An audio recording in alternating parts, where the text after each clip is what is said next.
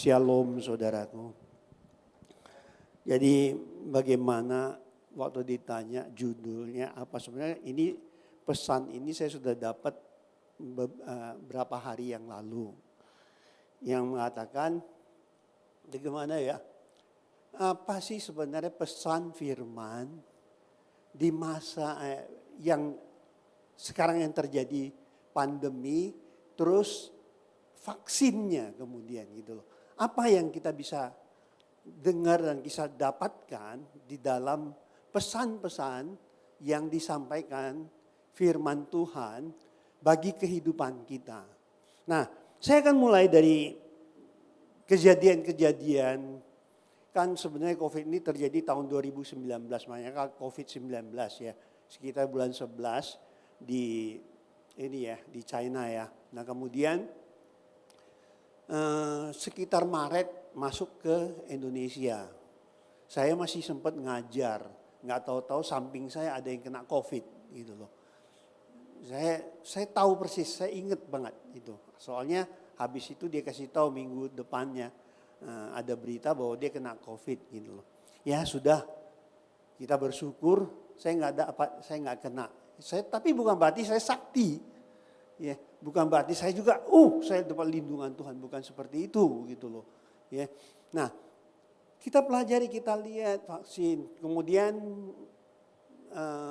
wacana vaksin dari tahun lalu udah dibilang bahwa akan ada vaksin itu, oleh teori konspirasi mengatakan, saya pernah nulis itu, saudara bisa lihat juga, saudara baca, pernah saya tulis di satu renungan bahwa suntik itu enggak apa-apa.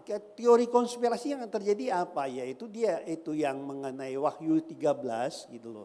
Yang mengenai chip, akan ditanam chip. Dari situ saya tulis, teknologinya belum nyampe ke situ gitu loh. Nah kemudian kita lihat COVID, virus ini berkembang terus dan luar biasanya itu penularannya pun lebih cepat lagi. Ya kan? Solusi yang mereka lakukan akhirnya ya melalui vaksin. Ya. Saya bersyukur ya, saya udah vaksin duluan, sudah 2 kali ya. Udah 2 minggu yang lalu udah 2 kali saya divaksin. Ya. Saudara lihat, apakah setelah vaksin kita tidak kena lagi? Enggak juga loh. Vaksin itu, saudara kalau lihat, saudara baca keterangan demi keterangan, penjelasan demi penjelasan, hanya satu, yaitu untuk supaya imun tubuh kita itu jadi kuat. Ya, imun tubuh kita tuh jadi kuat. Jadi, makanya sekarang perbedaannya kan begini, dari anak-anak yang muda itu ada yang kena tapi agak lebih jarang lah. Sebenarnya mereka juga banyak yang sudah terkena virus ini. Cuman ya mereka karena tubuhnya kuat nggak ada gejala. Ya OTG. Nah sekarang apa yang membuat yang sekarang yang paling banyak kena yang imun tubuhnya lemah. Kalau sekalipun dia muda umurnya, tapi kalau imun tubuhnya nggak kuat, itu tetap dampaknya luar biasa. Nah, kita juga, apalagi yang sudah umur, kalau lemah imun tubuh kita, itu gampang sekali kena, terus gampang. Makanya yang paling banyak mati itu mereka yang memang imun tubuhnya nggak kuat itu dalam hal ini. Nah, dengan vaksin, apakah Anda kebal? Enggak. Kena, bisa kena. Sekarang sudah banyak buktinya loh ya.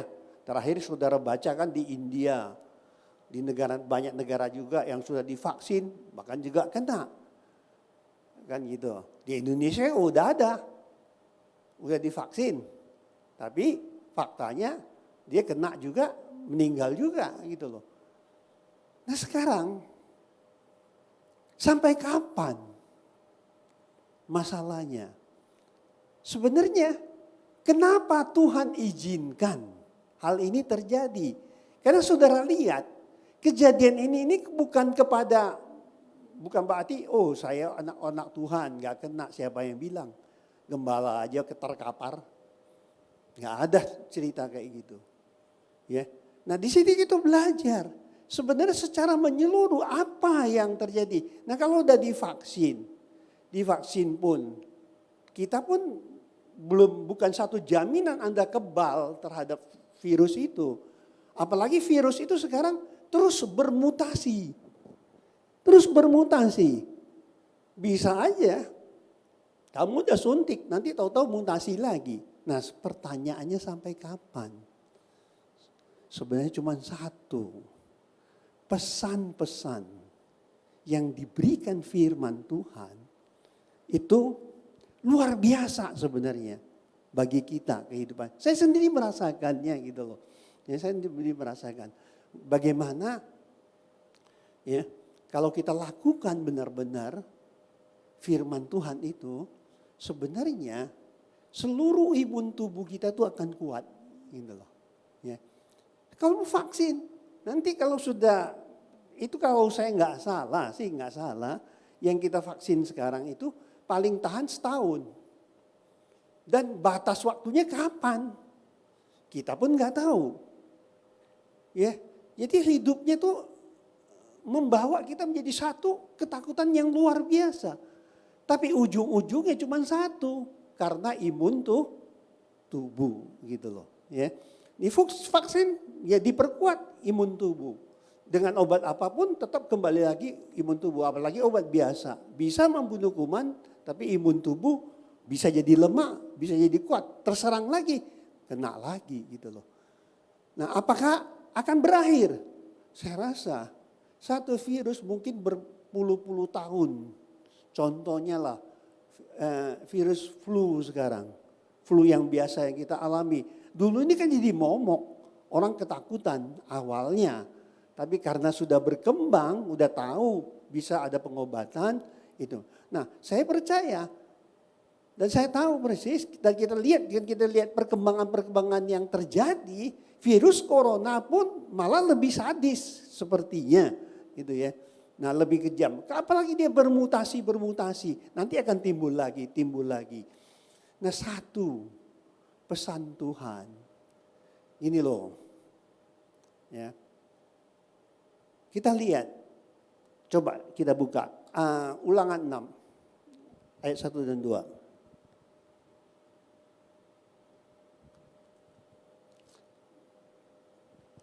Ulangan 6 ayat 1 dan 2, perhatikan. Demikian firman Tuhan, inilah perintah, yakni ketetapan dan peraturan yang aku ajarkan kepadamu atas perintah Tuhan Allahmu untuk dilakukan di negeri kemana kamu pergi untuk mendudukinya. Artinya dimanapun kamu berada, ya, perhatikan ayat 2, supaya seumur hidupmu engkau dan anak cucumu takut akan Tuhan, ya, Allahmu, dan berpegang pada segala ketetapan dan perintahnya, berpegang pada segala ketetapan dan perintahnya yang kusampaikan kepadamu, dan supaya lanjut umurmu. Memang ayat ini ujungnya kalau saudara baca selanjutnya mengasihi Tuhan utama, kasih Tuhan. Tapi saudara harus tahu bahwa di sini kamu harus ikutin dulu perintah Tuhan. Apa yang Tuhan perintahkan, kita benar-benar harus lakukan. Nah, manusia itu awalnya waktu diciptakan dari debu tanah dihembusi roh Allah. Kejadian 2 ayat 7, dihembuskan roh Allah. Sehingga manusia itu terdiri dari roh, jiwa, dan tubuh. Itu bagus. Ya, itu bagus. Kenapa? Dimulai dengan roh Allah dulu, roh manusia, jiwa manusia, tubuh manusia. Berbeda dengan orang sekarang. Setelah manusia jatuh dalam dosa, itu terbalik sekarang. Kenapa terbalik? Karena dibilang ini, roh Allah keluar. Sehingga manusia itu daging. Artinya apa? Itu Kejadian 6 ayat 3. Saudara bisa buka nanti. Karena kalau saya setiap ayat saya harus buka, itu panjang sekali. Nah sekarang saudara perhatikan. Kejadian 6 ayat 3 itu mengatakan, waktu manusia jatuh dalam dosa, roh Allahnya itu keluar dari manusia. Tapi roh manusianya tetap ada. Ya, sehingga manusia itu daging katanya. Artinya apa? Manusia itu hidup di dominan pada keinginan daging. Nah sekarang coba aja perhatikan. Saudara benar nggak dominan dalam keinginan daging? Buktikan saja kalau nggak percaya. Ya kan? Kenapa dibilang dominan dalam daging? Saudara perhatikan. Ya. Keinginan daging itu susah lawan. Dengan cara apapun, apalagi ya ada pengajaran-pengajaran yang mengajarkan, wah bisa kita hebat. Saudara coba perhatikan deh. Ya. Makanya yang membuat supaya kalau kita benar-benar menerapkan apa yang Tuhan perintahkan di dalam kehidupan kita sesuai dengan firman, ya, sesuai petunjuk firman, kita pasti memiliki imun tubuh yang kuat. Amin. Maka sekarang saudara kalau perhatikan kita tuh terdiri dari tubuh, jiwa dan roh. Karena kenapa? Kenapa saya bilang tubuh dulu? Karena manusia sekarang hidup dominan di keinginan daging gitu loh. Nah ini perhatikan, Alkitab itu sebenarnya mengajarkan hal-hal yang sangat luar biasa. Nah kadang waktu gini, kita suka bilang ada perintah yang enggak perlu diikutin. Sepertinya abaikan saja karena itu Taurat katanya. Karena itu Taurat katanya. Ya. Saudara tahu, pertama, kenapa saya bilang daging? Saya akan mulai dari daging dulu, nanti baru jiwa, baru roh. Itu semua imun tubuh you mau kuat, tiga itu you harus ikutin apa yang diperintahkan Tuhan. Kalau Tuhan perintah itu pasti memberikan jalan yang terbaik bagi kita sebagai umat manusia yang hidup di bumi ini gitu loh. Nah saya percaya, saudara kalau perhatikan daging dulu kita lihat, tubuh dulu. Tubuh itu, kenapa imun tubuh kita bisa lemah? Bisa gak kuat? Karena kita melanggar apa yang Tuhan perintahkan. Kita tidak seolah-olah nih kita tuh menjaga, memelihara kesehatan kita. Ada satu yang kita lalai. Tentang apa? Di dalam kehidupan Anda, Tuhan itu sudah menentukan bahwa kamu tuh jangan makan makanan yang tidak sehat. Saya nggak bilang haram atau tidak haram. Ya, saya bilang sehat. Ada orang yang salah kaprah. Dia bilang itu Taurat, Pak. Saya kasih tahu Anda. Ya, saya kasih tahu Anda. Makanan binatang bersih tidak bersih bukan dari hukum Taurat. Dari apa? Dari penciptaan. Saudara perhatikan ya, saudara perhatikan. Silakan nanti buka di rumah. Kalau saya salah, saudara boleh komplain. Ya. Taurat itu ada setelah bangsa Israel keluar dari Mesir, ada di Gunung Sinai dikasih 10 perintah Tuhan. Makanya kemudian dijabarkan, terus dijabarkan lagi dalam imamat, sehingga kamu nggak boleh makan ini, nggak boleh makan itu, gitu loh. Nah, saudara kalau perhatikan, makanan yang sehat dan yang tidak sehat itu sejak mulai penciptaan udah Tuhan ingatkan. Ya, nah kita lihat ya, kenapa saya bilang gitu? Karena disampaikannya itu sebelum ada Taurat.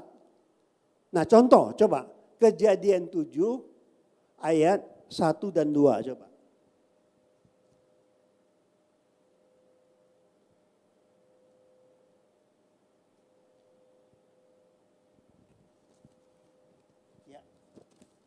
Kejadian 7 ayat 1 dan 2. Demikian firman Tuhan. Lalu berfirmanlah Tuhan kepada Nuh, masuklah ke dalam bahtera itu, engkau dan seisi rumahmu, sebab engkaulah yang kulihat benar di hadapanku di antara orang zaman ini. Perhatikan, dari segala binatang yang tidak haram, di sini ditulis tidak haram, ya.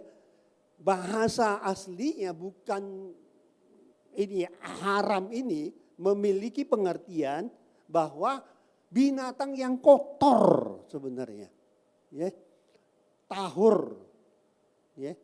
Tahurah bahasa Ibraninya. Jadi ini dimaksudnya dari segala binatang yang tidak haram, itu yang bersih, haruslah kau ambil 7 pasang, itu yang tidak haram. Ya. Lo tahor, ya, jantan dan betina, tetapi dari binatang yang haram itu bersih, yang kotor dan yang bersih. Yang pertama itu adalah binatang yang bersih, yang tidak kotor dan binatang yang kotor. Nah sekarang saya tanya, apakah itu Taurat? Dari penciptaan udah diingatkan supaya jangan sembarang makan. Ini maaf, ini agak ini ya, mungkin saudara disinilah kadang-kadang suka ada yang protes, ada yang nggak senang. Wah ini pendeta perjanjian lama. Iya, suka ngomong gitu, suka ngomong seperti itu. Nah sekarang saya kasih ingatkan di perjanjian lama apa perjanjian baru kita buktikan bersama. Kalau mau ngomong, mau bicara harus hati-hati gitu loh. Nah benar-benar kalau kita mengajarkan sesuatu yang bukan, ya bahkan dikatakan gini, coba ya, coba. Matius 5 harusnya ayat 17, 18, 19.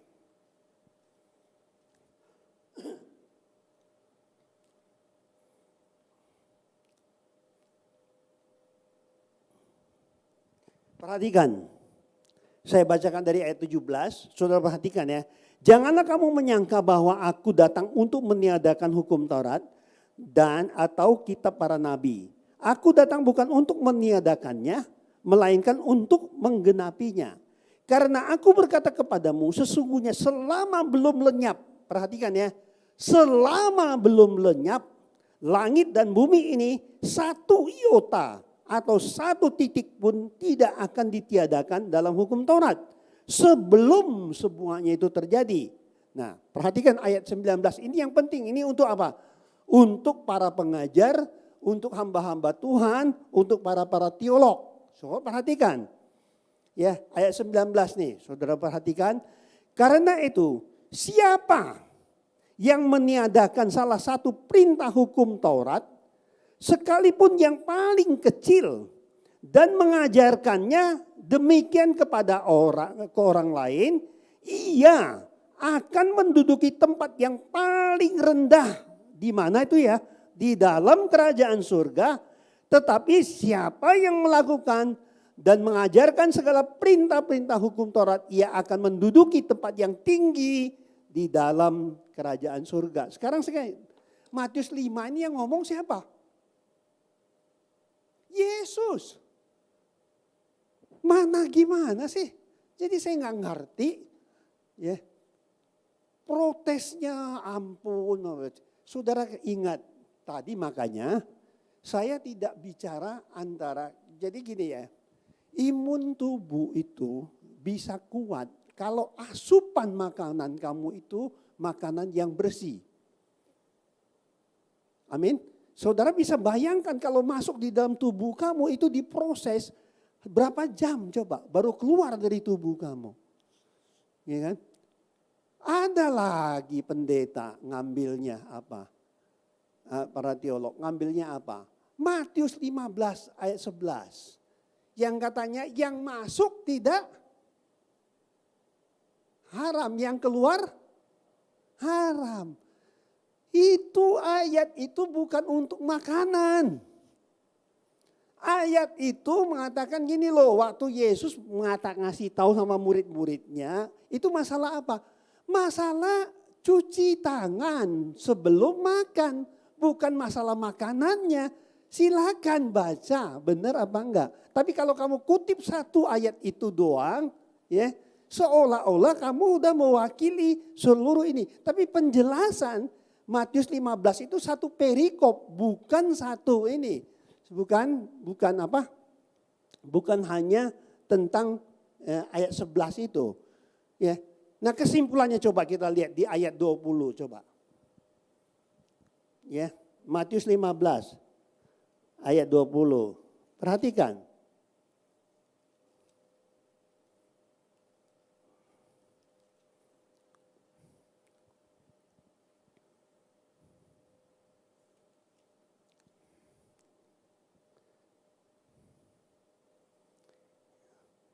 Itulah ya dari 19.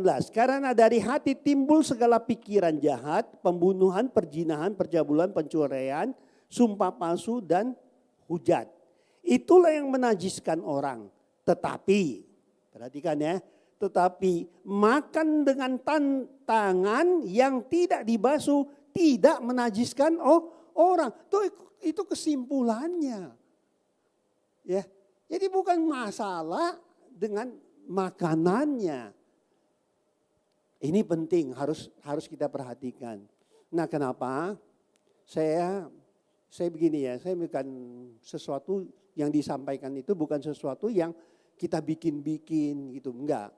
Saudara harus tahu, apa yang diperintahkan Tuhan tidak boleh dimakan, itu pasti ada sebabnya. Tapi mungkin karena kita tidak mau memperhatikan itu, kita anggap ya udahlah, ya Kak, ikutin aja. Ikutin apa yang disampaikan oleh para hamba Tuhan. Hamba Tuhan itu panutan. Jadi dia ngomong apa, kalau dia ngomong boleh, ya boleh. Sekalipun jemaatnya nyunsep, boleh juga. Ini yang terjadi gitu loh. Ya. Nah, hati-hati dalam hidup kita. Tapi saya mau kasih tahu Anda, setiap firman yang dikeluarkan melarang kamu makan sesuatu, nanti akan terbukti secara ilmiah. Ya, itu pasti.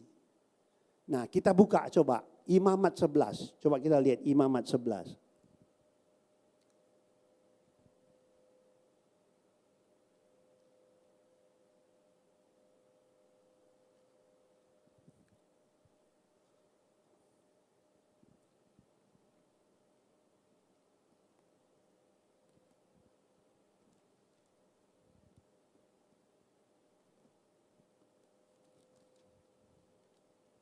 Ayat Imamat 11 ayat 1.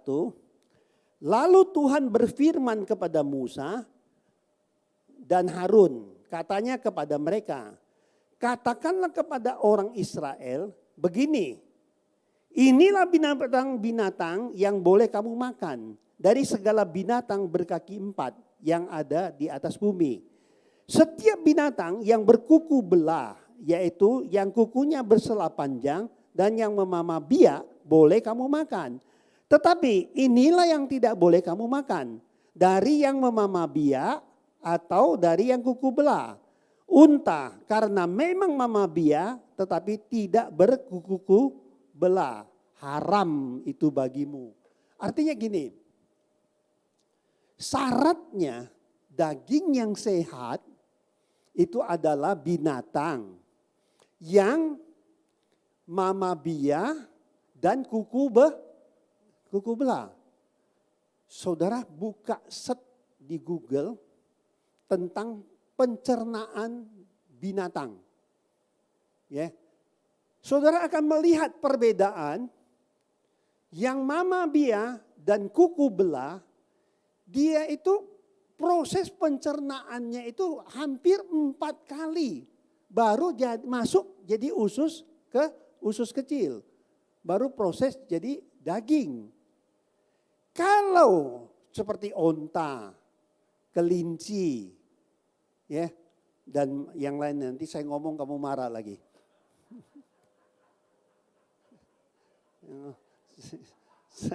Saya ngomong kamu marah lagi, tapi ini saya bisa berani buktikannya. Firman itu jangan main-main sebenarnya. Ya, yang jelas begini. Kalau yang tidak, umpamanya dia mama biak, tapi dia nggak kuku belah, itu onta. Onta mama biak, makan rumput, tapi kukunya satu dia. Makanya dia kuat jalannya. Ya. Itu binatang, kalau saudara set di Google atau di mana, lihat di ini deh, di bagian di IPB biasanya banyak yang kayak gitu.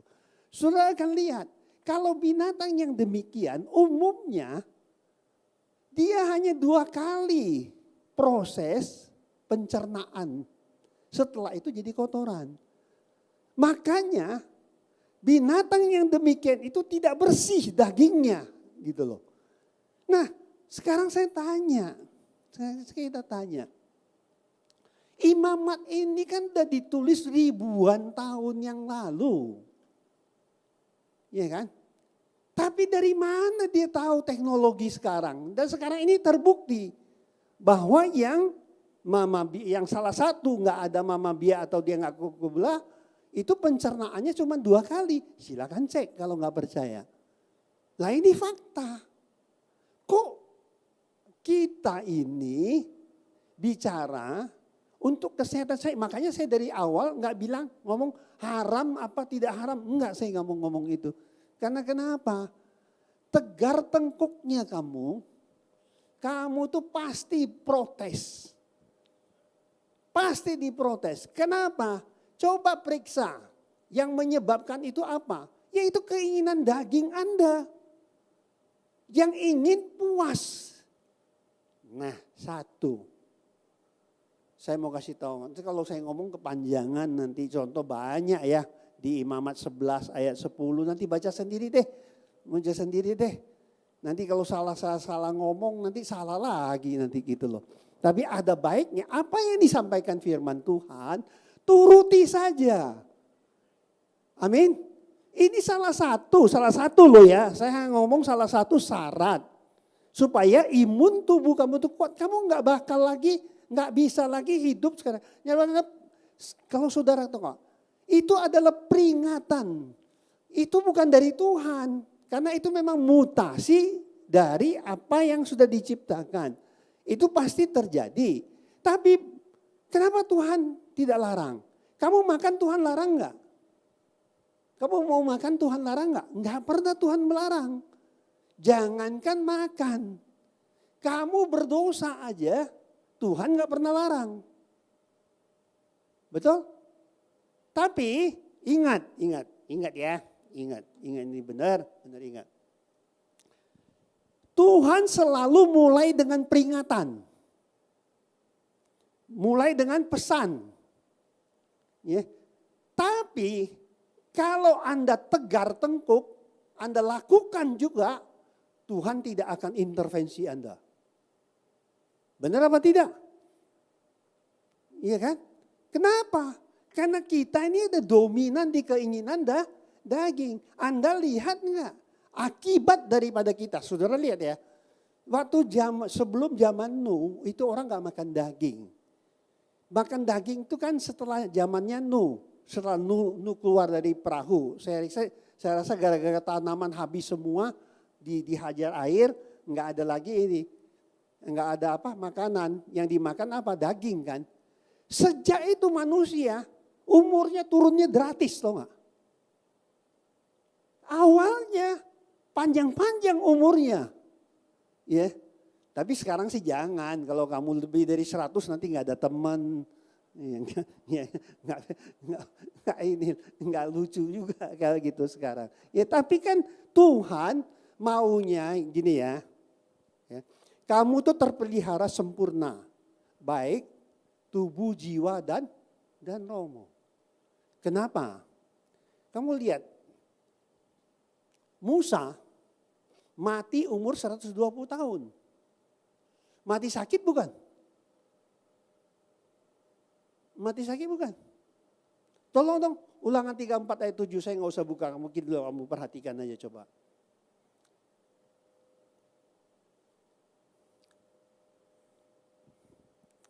Ulangan 34 ayat 7. Ya, tolong tampilin. Ya.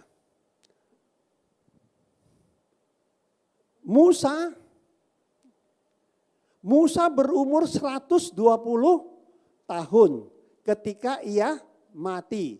Matanya belum kabur dan kekuatannya mati sakit bukan? Enggak ada, memang matinya sudah ditentukan Tuhan. Makanya orang mati umur berapapun itu Tuhan yang menentukan. Kalau memang sudah waktunya ya pasti mati. Nah ini sama kan, dia matinya gimana? Sehat gak? Sehat, kuat. Gitu ya, kita nggak punya hak untuk menentukan. Tetapi Tuhan itu tidak menghendaki Anda itu tersiksa. Sekarang dampaknya luar biasa kan. Sampai ke ini. Sampai ke gereja semua. Jadi orang ketakutan. Kenapa? Takut tertular. Nah seandainya imun tubuh Anda kuat. Ya, imun tubuh Anda sekarang nggak perlu takut. Saya habis suntik vaksin. Saya masih takut loh. Saya masih takut. Tapi puji Tuhan, dari dulu, udah berapa puluh tahun, saya itu tetap jaga untuk makanan. Makanya kenapa? Bukan sombong. Rada-rada sehat. Justru disuntik malah ada keliengan gitu loh. Agak pusing-pusing. Justru gak disuntik waktu itu saya kuat banget gitu. Saya bingung.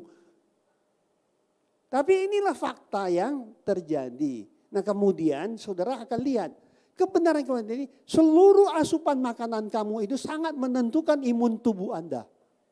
Jadi karenanya pesan yang disampaikan Tuhan melalui Alkitab itu tidak ada yang salah. Anda mau ikutin apa? Kalau tidak saudara sudah diberi pesan, saudara tidak lakukan, itu Tuhan tidak akan intervensi Anda. Jangan bilang begini ya, oh saya dalam lindungan Tuhan, saya jaga. Itu tingkah laku kamu yang membuat kamu itu lemah, membuat kamu itu jatuh dalam dosa. Kalau dipikir-pikir, semua kehidupan itu kan memang tergantung Tuhan. Tetapi Anda juga punya free will. Anda lakukan apa enggak? Tapi Tuhan enggak pernah intervensi. Saudara nanti pulang baca di rumah. Baca di rumah ya. Waktu perempuan, Adam dan perempuan. Kemudian datang iblis. Iblis itu waktu ngomong sama perempuan, sama perempuan itu, dia bilang, tentu semua pohon ini tidak boleh makan. Tapi si perempuan bilang, enggak, cuma 2 pohon itu. Padahal dia udah tahu 2 pohon itu. Iya kan? Nah, setelah iblis ngomong kayak gitu, kamu enggak mati. Cuma nanti kamu akan seperti Tuhan. Gitu loh. Nah akhirnya, apakah iblis neken dia terus enggak? Nah, sekarang pertanyaannya, Tuhan tahu enggak? Tuhan tahu kan? Bahwa perempuan itu akan makan. Tetapi kenapa Tuhan biarin? Bukannya Tuhan bisa menghindari mereka supaya enggak makan. Ya kan? Tapi Tuhan biarin. Demikian juga nanti kalau kamu baca di Kejadian 4, peristiwa Kain dengan Habel. Kain setelah persembahannya nggak diterima Tuhan, dia marah, dia kesel, dia benci sama Habel.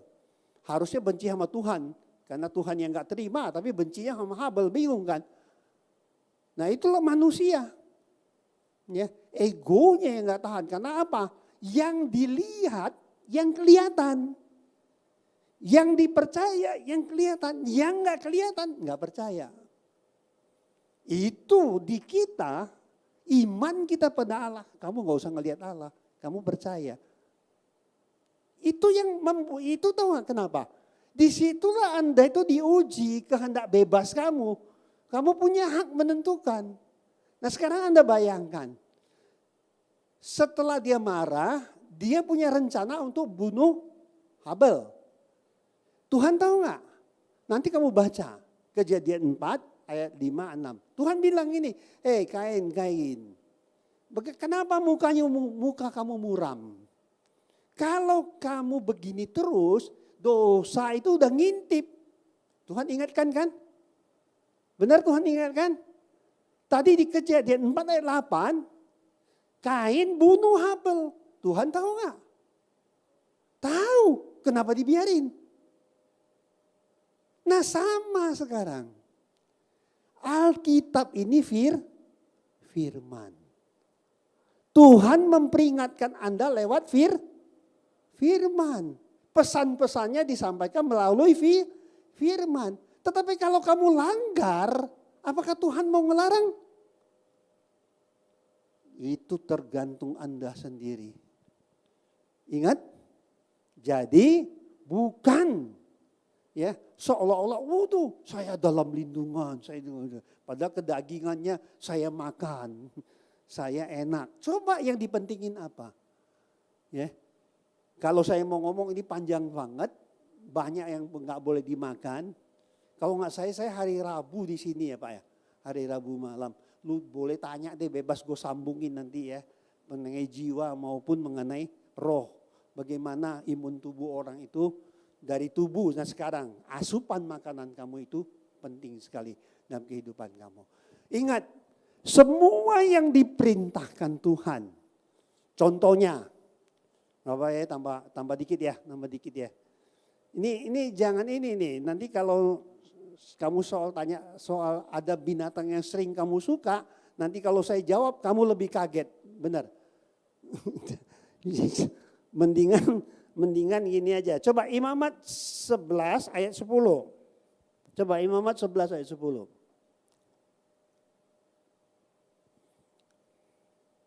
Perhatikan.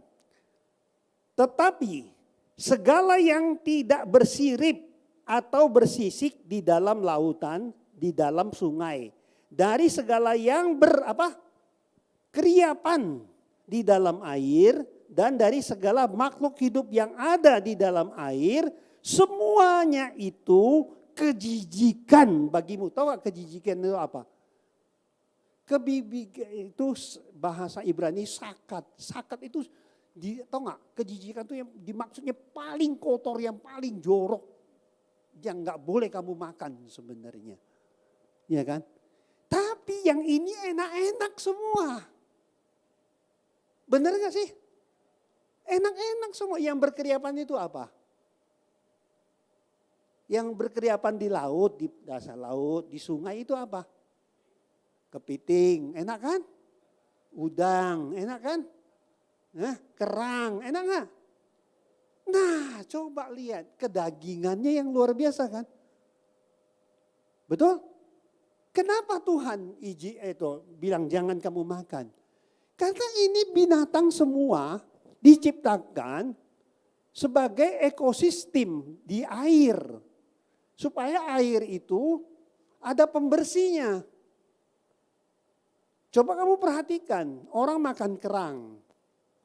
Ya kan? Makan kerang nih. Maaf ya yang doyan nih, maaf. Maaf dulu. Karena memang susah juga ini. Kalau enggak disampaikan terkesan yang nanggung dosa saya. Ya kan? disampaikan sakit hati, nggak mau datang ke gereja, pendetanya disalahin. Aduh, coba. Tapi saya lebih pilih takut sama Tuhan daripada takut sama kamu. Amin. Ini benar. Nah, kerang, kenapa? Coba deh kamu lihat, kerang itu fungsinya menetralisasi air. Contohnya ini ya, kerang kepiting udang. Sifatnya, orang buang merkuri itu racun kan di laut. Biasanya pabrik-pabrik tuh banyak, dia buang juga. Atau buang besi dan segala macam. Berapa bulan kemudian laut itu bisa bersih. Siapa yang bersihin? Hah? Manusia apa? Kerang kepiting udang. Kalau dia makannya merkuri, makannya besi, ya kan? Makannya racun, terus kamu makan dia. Jadi yang Superman siapa? Nah ini kan satu hal yang harus kita benar-benar pahami. Apa yang ditulis dalam firman itu bukan main-main. Kenapa? Tuhan menghendaki tubuh, jiwa, roh kamu itu terpelihara sempurna. Amin. Itu yang Tuhan kehendaki. Karena kenapa? Keluhan di tubuh kamu akan mempengaruhi jiwa maupun roh kamu. Itu nanti saya akan terusin. Betul? Inilah fakta yang terjadi. Jadi apa yang ditulis Tuhan, ingat ya.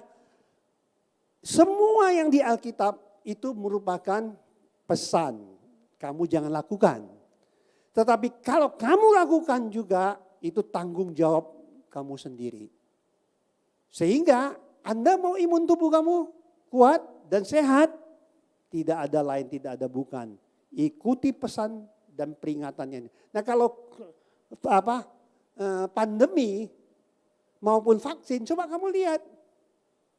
Pandemi tanpa diizinkan. Yang ujung-ujungnya adalah imun tubuh. Vaksin, ujung-ujungnya apa? Imun tubuh. Nah sekarang supaya Anda nanti selanjutnya, karena ingat ini bahwa virus ini tidak gampang berlalu. Tetap akan bermutasi. Yang bisa menguatkan kamu hanya kehidupan kamu. Dan kamu yang harus membuat imun tubuh kamu jadi kuat. Ikutilah firman Tuhan. Sehingga, nah inilah pesan yang disampaikan untuk tubuh ya. Untuk jiwa dan roh nanti kita akan teruskan mungkin hari Rabu. Karena ini kita waktunya juga terbatas. Tapi saya percaya kalau saudara mau tanya binatang yang gak boleh seperti kenapa ikan yang gak bersisik dan yang lain. Saudara boleh tanya saya. Saya akan jawab saudara. Bukan berdasarkan hanya kita ngomong atau perkirakan. Bukan. Ini hasil penelitian. Bahkan saya sudah tulis di buku saya yang baru. Nanti. Itu. Ya. Kenapa? Kadang-kadang tegar tengkuknya nggak tahan. Luar biasa. Makanya tadi dibilang, awalnya kalau roh, jiwa, tubuh, bagus. Tapi setelah jatuh dalam dosa, jadi tubuh, jiwa, roh. Nah sekarang coba perhatikan, pengaruhnya luar biasa bagi kehidupan kita. Ikutilah perintah Tuhan. Lakukan sesuai dengan kehendak Tuhan. Pasti imun tubuh kamu kuat, kamu umurmu akan panjang. Tadi kan umur panjang. Tuhan berkati. Amin. Mari kita tundukkan kepala kami bersyukur Bapa. Terima kasih Tuhan atas segala firman pengajaran yang Kau berikan kepada kami. Kami bangga, sangat bangga punya Allah yang seperti Engkau. Kami mau terus memuliakan dan menyenangkan hati-Mu. Segala perintah, peringatan dan segala pesan yang Kau berikan.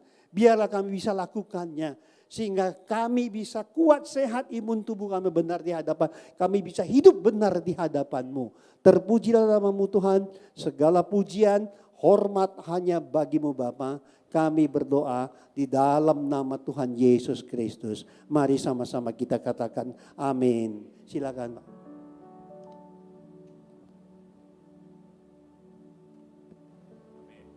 Amin. Saya percaya semua kita diberkati oleh firman Tuhan hari ini. Pendeta Dr. Samuel Pang bukan hanya seorang hamba Tuhan, tapi beliau juga memang seorang pakar dalam perikanan ya. Dan saya juga banyak mendengar, jadi banyak orang yang bertanya tentang hal ini. Kita bersyukur sekarang belajar kita untuk menahan hawa nafsu kita sendiri. Ya, saudara mau ya? Mari kita siapkan hati kita akan mengucap syukur kepada Tuhan. Saya undang saudara untuk bangkit berdiri. Ku bawa korban syukur ke tempat kudus-Mu Tuhan. Hatiku limpah dengan syukur, sebab Tuhan baik selamanya.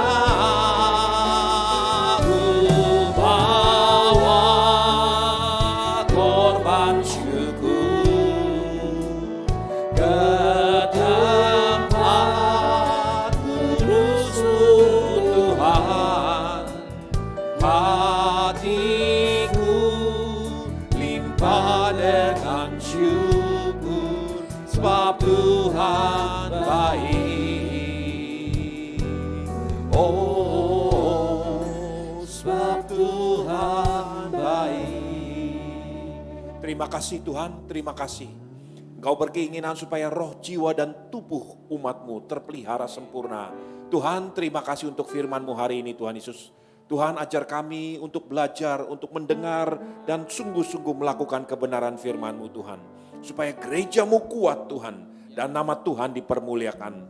Terima kasih Engkau berkati hamba-Mu berlimpah-limpah Tuhan Yesus.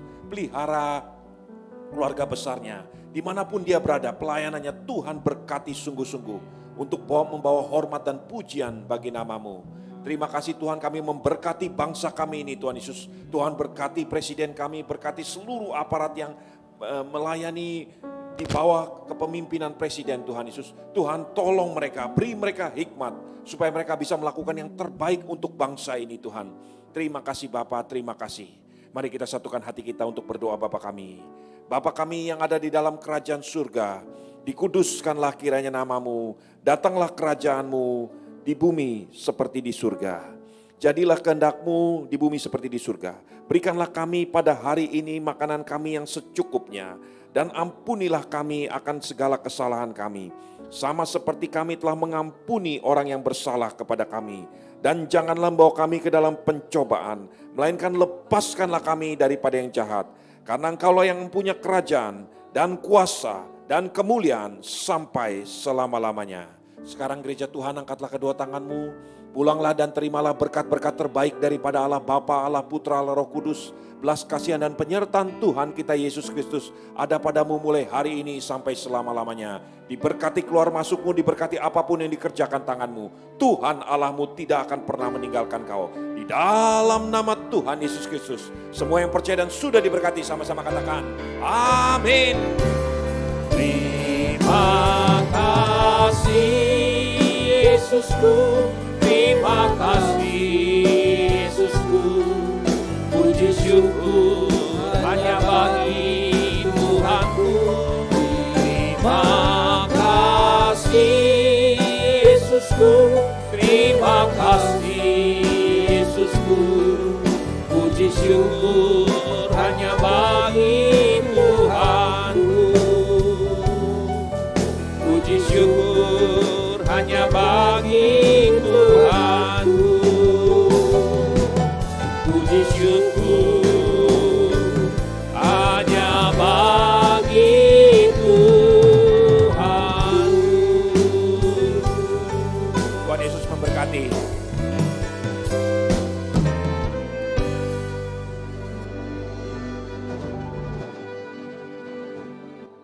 Terima kasih, Tuhan Yesus memberkati. Selamat